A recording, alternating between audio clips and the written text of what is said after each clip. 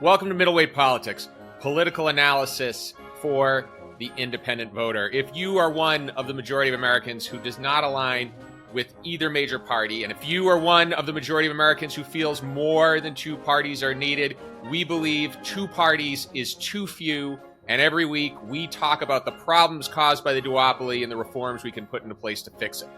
This week, we have a popular Democratic mayor choosing to run for governor as an independent. We have a declining youth vote, and we have a lesson from a humble island nation on ways we can improve our lot here in the United States. We know how to cram a lot into 30 minutes, and we're going to do it today. But first, Shawn, I'll let you do the honors because you shared this story with me yesterday. Yeah, so Portland, Oregon is very unique as a city because it uses proportional ranked choice voting. It's one of the only cities in the country to use this particular method of ranked choice voting. Just as a refresher, ranked choice voting, you rank candidates in order of preference, first choice, second choice, third choice. If no candidate gets over 50% of the vote, last place candidate is eliminated. Their voters' next choices are added to the tabulation, and that process continues until someone has over 50%. In Portland, in 2022, they completely overhauled their government. They expanded their city council to 12 seats. They added 4 voting districts where 3 seats per voting district would be elected at the same time using proportional RCV. And proportional RCV works the same way as single winner, except the threshold is 25% plus 1. And so they used this method for the first time. The city of Portland then commissioned an exit poll to determine how well voters understood ranked choice voting and understood proportional representation. And what they found was 9 in 10 voters understood how to fill out their ballots. Most people understood ranked choice voting. They understood proportional representation. However, some of the news stories that come out of that was that there's room for improvement because in certain areas, slightly less voters said they understood it. But city officials are looking at the data and they're very optimistic about what they've seen so far. Yeah, I read that story about room for improvement, Mm-hmm. and I disagree, Shawn. I disagree with the author, and I'm going to tell you why. So I found the story really interesting because what they talked about was how the areas that had the greatest difficulty understanding it were also the areas that traditionally had the lowest turnout. And these also happen to be lower income areas in Portland. And again, I'll summarize for the listener, but the gist of it was, turnout's low because most of the people in those areas don't feel the system's working for them anyway. So they don't feel like their vote really matters. So the fact they're confused by it, does that make a big difference? I don't think so. Well, and it's the first election too. Yeah. This is a district on the eastern side of Portland. As you said, low income, very diverse population, a lot of families, so very young population too, that feel underrepresented. In the city's history, only 2 city council members have been elected in at-large elections from that community. Only 2. So you can understand why they feel underrepresented, why they feel like their vote may not matter, and why, as a result, they don't want to participate in the process or didn't, except now they are guaranteed 3 seats in city council. Look at the math. At least 25% plus 1 of the vote is needed to get 1 seat. And there's 3 of them. So at least 75% of the people who vote are electing someone to the city council. Yeah. I don't think the voting system is going to make a huge difference in turnout, despite what people say, until they start to see a difference in it, number one. Number two, the fact that they would point out or call out whether a new voting system is confusing when there are so many things in the voting process that are deliberately confusing, like ballot design and reassigning polling places and all these other things that make it tougher for voters. Right. Why would they call this out? And then the last thing I have to say, and this isn't even in the story, this just works my last nerve, is when somebody says ranked choice voting is complicated. Yeah. Like, that is the dumbest thing. Do you have 3 favorite movies? What are they? 1, 2, and 3. What are your 3 favorite pizza toppings? What are your 3 favorite cereals? Like, the list goes on. You can do that. You do it all the time. So the idea, like, that sounds complicated. It's so insulting to voters to say that they're too dumb to understand this system when they rank things in their daily lives, as you said, every single day. And city after city, jurisdiction after jurisdiction that uses this method, when they poll voters after they use it, they find that most voters understand it after the first use. Yeah. And then you get people accustomed to a new voting system, which that's the case for any new system. Any change is going to require some adaptation. It's going to require some adjustment. It's going to require voter education, and it's going to require informing voters on how the system works. I think as reformers, there always needs to be an awareness that there's always room to make people better informed of how a system works. There's always room for that. So the fact that still a healthy majority of voters, even in this district, that felt like they were underserved by the city in terms of information, being put out there, still a healthy majority understood it. Yeah. When they polled people who had never heard of ranked choice voting, 69% said they understood how to do their ballot. Yeah. And they had never heard of ranked choice voting before. Yeah. Because people do it all the time. I'll just offer some unsolicited advice to the activists out there in the think tanks trying to explain it. Because I see this a lot in reform-related content, talking about how voters polled understand it. Like, when somebody says, "Isn't it confusing?" the response is, "That's a stupid question. This is why I'm not in PR, Shawn." But honestly, like, it's the dumbest argument. Everybody can rank a top 3, a top 4. Everybody can do it. They do it all the time. Okay, I do it when I want to pick where to go out to eat with my kids because they can't agree on anything. Give me your top 3. It's always the Olive Garden. Yeah, always the Olive Garden. Always the Olive Garden. It's the breadsticks, man. That's a conversation for another day. Yeah. I think we've successfully lit that concept on fire. Let's move on to the main story. I'm going to let you do the honors again, Shawn, because you also found this story. Just a little backstory for the listener. Shawn finds everything. I just show up and shoot my mouth off. It's great. It works for us. So go on, Shawn. So for members of the audience who haven't heard, because honestly, in a news cycle, you're probably not going to get, this information. But in Detroit, the mayor, Mike Duggan, has announced that he is going to run for governor. Now, he's a Democrat right now, but he's decided that if he wants to govern effectively, if he wants to govern the way that he's been governing the city of Detroit, which 10 years ago, 11 years ago, filed for bankruptcy, today is a thriving democracy seeing economic and population growth it hasn't seen in decades, right? He thinks that the only effective way for him to govern is to run and govern as an independent, which I find to be fascinating. We have seen this before. It's long shot odds that an independent, even a popular independent, can win, but he's got a record to run on in Detroit. I found this one really interesting because is it Duggan or Duggan? I say Duggan. Okay, we're going to say Duggan because Duggan, and I don't know, listener, if it's Duggan or Duggan. We're just going to call him Duggan. So much for research. So the thing that I like about this guy, or the thing that I find really interesting about this guy, is that he already saw a very crowded Democratic primary field with a number of progressives. And we've talked about this before, how when you get into a primary, people are really tacking to the party base. So in that primary, people are going to tack to the left.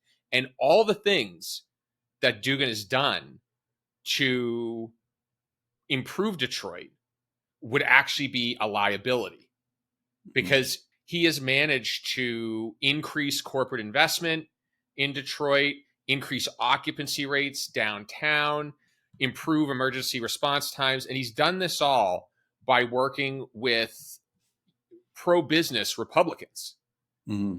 as well as police unions, fire unions. He's really built a coalition from across the political spectrum.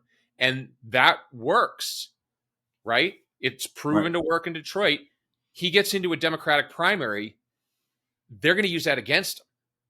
Yeah. And the interesting thing about him is that he is exemplifying the type of politician that we've discussed in previous episodes is what voters really want right now. And that is a politician that can build a personal connection with voters, someone that voters can actually feel that kind of sense of, this person's actually listening to what I'm saying. Because when he ran for mayor and even as his time in mayor, he held hundreds of these house parties, sitting in people's living rooms, listening to what they had to say, talking with them about the issues, and he responded to that. He responded to the needs of the city by both catering to corporate investment, but also investing money into the city's infrastructure itself, making communities safer. Crime is down exponentially in the city under his leadership, and like you said, he's gone to the state capitol and built allyships with Democrats and Republicans, these unique coalitions that in our partisan system are practically unheard of because, as you said, in a primary,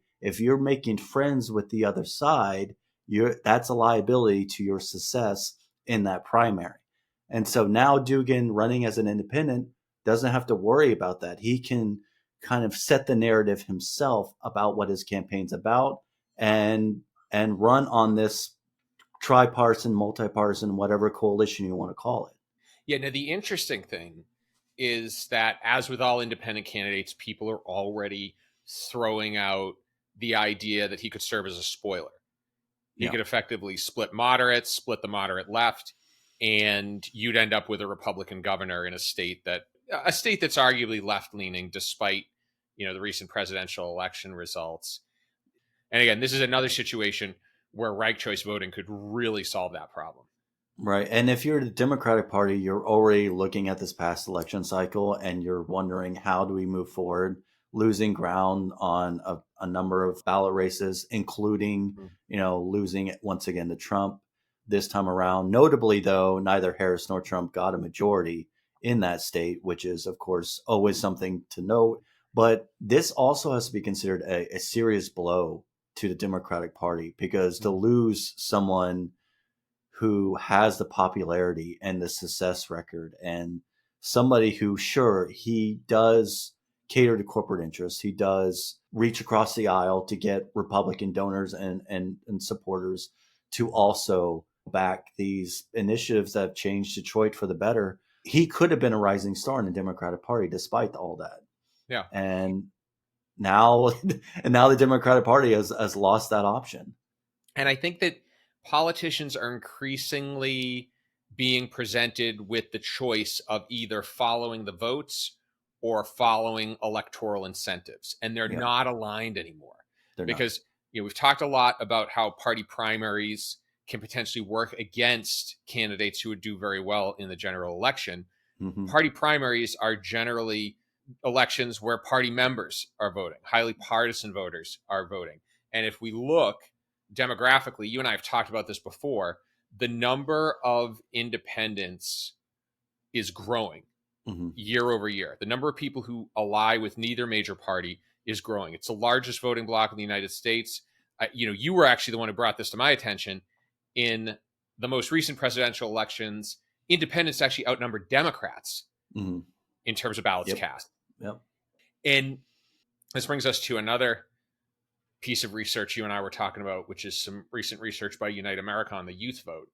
So, we talked about how the majority of voters right now are independents. Well, that percentage increases as the cohort gets younger. So to put this in real numbers, 27% of people age 65 plus are registered independents nationally. 30% 50 to 64. 38 30 to 49, and 45%, nearly half of all 18 to 29-year-olds are registered as independent nationally. And I think the troubling thing about that isn't necessarily that they're not finding a home in either party, but is in the lack of trust they have in the current political system. So, this research also showed that 64% of people 18 to 29 believe their votes don't matter, Yeah. which is bad. Like, that's a crisis. Awful. Yeah, it's going to lead to lower turnout among the youth. I think an interesting thing to note is that on top of this research showing that each generation as they come into voting age is more independent than the generation that preceded it. Mm-hmm. But on top of this research, Gallup did polling earlier this year, or maybe it was towards the end of last year, where they found that millennials came into the voting pool independent, and as they're getting older, in their 30s and in their 40s, they're staying independent, which is breaking historical trends where the older you get, you typically, you'll choose a side because the system makes you choose a side, essentially. So the older you get, the more likely you are to vote, the more you tend to just, decide between the Democratic and Republican Party. But what they're finding is that even as young voters age, unlike any other point in history, they are staying independent. They're keeping that independent ID because, as you said, they're not feeling served by the current system. They don't feel like their voice matters. And I don't blame them. Yeah. I absolutely don't blame them. They have gotten the short end of the stick when it comes to cost of education. Mm-hmm. They've gotten the short end of the stick when it comes to cost of housing. And if you are a millennial entering adulthood trying to build a life for yourself, it's very, very hard. Yeah. It's very, very hard right now. And so and neither side is materially addressing the issue. And I would argue too, I'm going to have some folks on the left who are going to hear that comment and they're going to say, oh, well, Democrats want to enact these policies, but the Republicans won't let us get it through. It's the same thing. Yeah. If you can't get a policy through, it doesn't matter what your intent was, Mm-hmm. right? I'm sure every football team out there in the NFL has intended to win the Super Bowl. Nope. Yeah. Look, not everybody gets a trophy, right? Like, come on. Well, and this gets into the other thing is okay, so what's the conversation looking like right now? Okay, the Democrats want to get these policies enacted. Where's the conversation? And how are they speaking to the other side? And I know in this very hyper partisan environment that we have, it's very hard to see Republicans and Democrats bridging the gap on any issue, particularly the big issues that surround the economy and cultural stuff. However, where is the conversation on housing prices, right? For first time home buyers, for young adults who want to start a family, right? Kamala Harris had mentioned that she wanted, to give, $25,000 to first time home buyers. That's great, but that wasn't like at the forefront of her campaign because she had to make her campaign a referendum on Trump. So at the end of the day, you have to, what is the incentive that the system gives for politicians and for pundits and political consultants to prioritize a meaningful conversation to put solutions ahead of party politics? Absolutely. So in these conversations you and I were having about these issues, I actually was also keeping an eye on the recent elections in Ireland because they have what I consider to be the gold standard of electoral systems, where they have this mix of proportional representation and ranked choice voting. Now, Ireland has been dealing with a lot of the same problems we've been dealing with in the US, which is we have this apparently booming economy, right? We have almost full employment, but there's a cost of living crisis. So home prices are up, rents are up, and to add all this, they have taken in a large number of immigrants and migrants over the past decade or so, right? Mm-hmm. So it very, very similar to what we're dealing with here, much smaller country.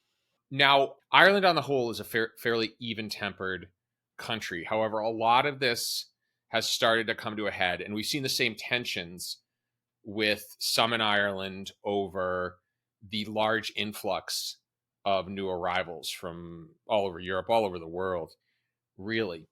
Now, this has resulted in some unrest. So last year, there were actually riots over the stabbing of 2 school kids by someone with far-right nationalist ties. Very unusual for the country. And so this recent election was a referendum on the state of affairs, both over the civil unrest, but also over the cost of living crisis. Okay. Now, we talked about pronouncing Duggan and Duggan, right? We couldn't figure that one out. So I had to go through a whole course on pronouncing Ireland's political parties. Now, I actually asked Irish people to pronounce them for me. They all pronounce them different. So I'm going with the official RTE, that is the National Broadcaster of Ireland's pronunciation. So there are 2 center-rightish parties, Fine Gael and Fianna Fáil, who have really dominated the political scene since the founding of the Republic. And these 2 parties are like near identical. It's hysterical. Like, we talk about how Democrats and Republicans are too much alike. These people are like really, really alike, like alike. And their only real political differences have to do with, the Irish Civil War and whether they wanted to take a harder line against the British or accept the terms that the British extended them. And that's kind of been what these 2 parties have been founded on. And they've pretty much dominated for decades. So to give you an idea, in 2007, their combined vote share was 70%. Mm-hmm. Now, in the most recent election, that went down to 43%. Right? So these 2 parties, which, again, arguably could be considered the Republican Party, whatever you want to call it, have seen a decline, while a lot of smaller alternative parties have started to rise up. And this is where things get really interesting, because the traditional left-leaning parties are Sinn Féin. These folks were the political wing for the Irish Republican Army, and one of their tenets is Irish reunification. And then they've got Labour, which is maybe similar to what you might see in the UK, right? Center-left. And then you've got your Greens in there and whatnot. Now, during this election, there was also the presence of nationalist elements. And this is where things get interesting, because you and I talked about this last week, right? We talked about the populists. And these people are economically liberal and they're socially conservative. And as of late, they've started to align more, not entirely, but more with the Republican Party, because they just have a lack of faith that the government's going to get anything done. Well, Ireland sort of had that moment. And what happened is, because of Ireland's system, because they allocate seats proportionately, and because they have ranked choice voting, the nationalists saw a little bit of a gain, but not a lot. This populist vote didn't swing predominantly in one direction or the other. They kind of broke off into different left-leaning parties, nationalist parties, and so on. And so while the nationalists did gain, they didn't take over an entire party, right? So in this country, if you have an extremist political element, they either are entirely hidden in the shadows, or they take over a major political party, one or the other, right? And you see these civil wars going on within the parties now. You've seen them go on in years prior. So, let's just kind of keep things equal and say we have the more nationalist MAGA wing of the Republican Party vying for dominance, and let's just call it the defund the police wing on the Democratic side vying for dominance as well. In Ireland, they have the ability to be a bit more fluid.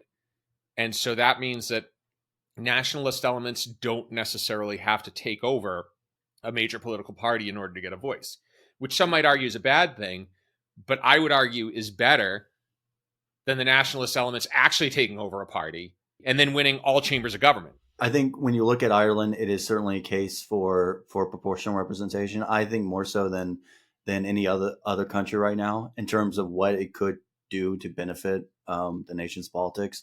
My only hesitation is, you started by explaining that this system has been in place since Ireland's founding. So they are used to the system.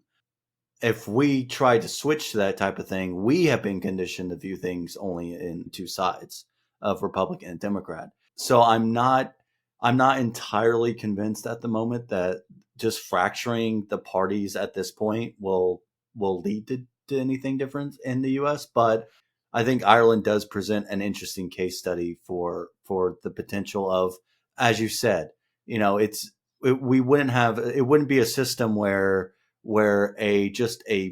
really a political minority is able to just gather enough votes to take over primary elections. Mm-hmm. And then from that, they're able to sail on to general election victories and take over a party completely. Yeah. A couple things I'd say in response to that. First and foremost, I think if you're hearing this and you're thinking to yourself, well, if half the country thinks one way, half the country thinks the other way, the system works fine. The reality is half the country doesn't think one way. Half the country doesn't align with either party. Roughly about 25% think one way and 25% think the other way, and they're kind of dictating the agenda for everybody else.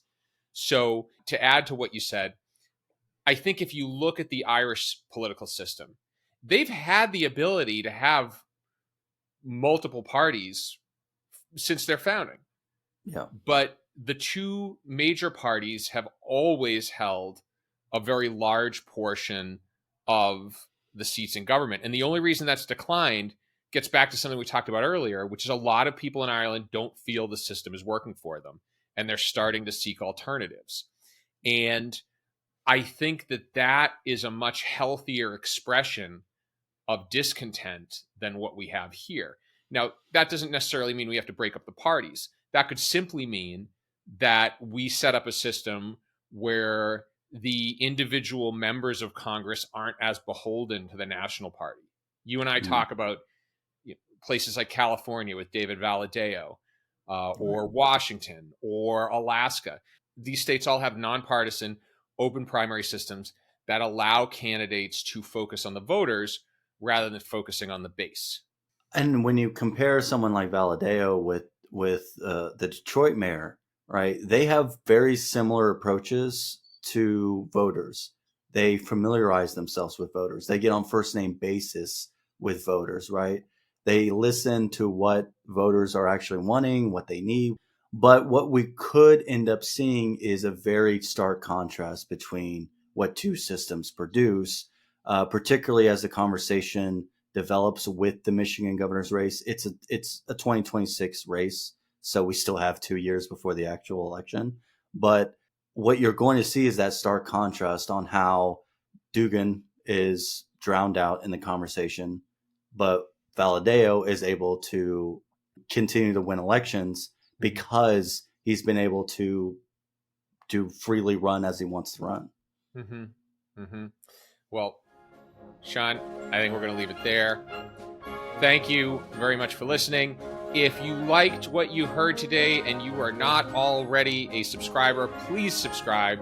We release episodes every week. And if you liked what you heard today and could leave us a review and rate the podcast, we would be most grateful. And if you liked what you heard today and there are other people you can think of who'd like it too, there's a 50% chance you do. Please be sure to tell them about this. This podcast grows by word of mouth, specifically your mouth. Theme music, courtesy of the U.S. Coast Guard Band.